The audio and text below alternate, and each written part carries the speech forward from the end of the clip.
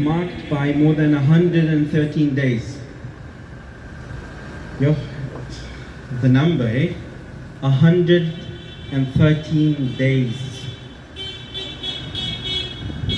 of what the world's highest court says has been littered with plausible evidence of genocide.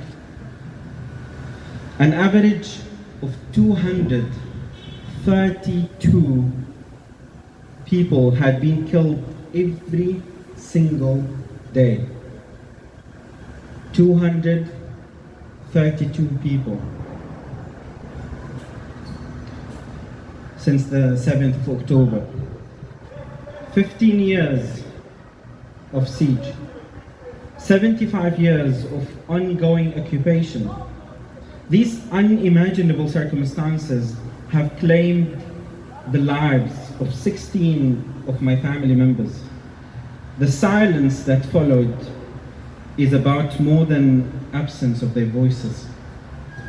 In the same brutal campaign against civilians, we lost over 117 colleagues, journalists, who like Wael al-Dahduh, wield pens and cameras as their means to expose the harsh truth. In journalism, we strive to accomplish more than merely relaying facts. We strive to convey the human tales behind them. Tonight, we gather not only to commemorate our fallen peers, but to confront the heavy toll of the conflict. In that slide.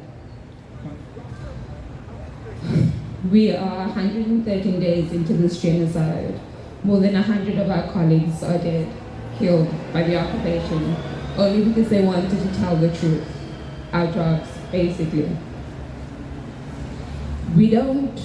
I personally don't want to recognize them as fallen heroes, but rather as martyrs, whose stories, whose names will not be forgotten.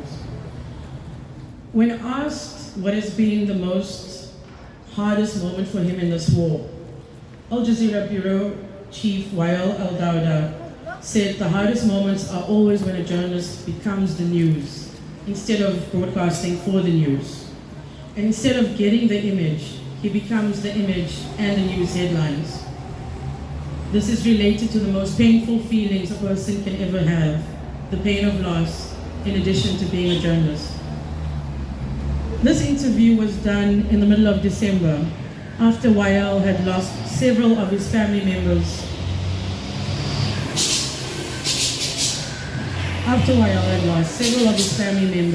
In a targeted attack that included his wife and children.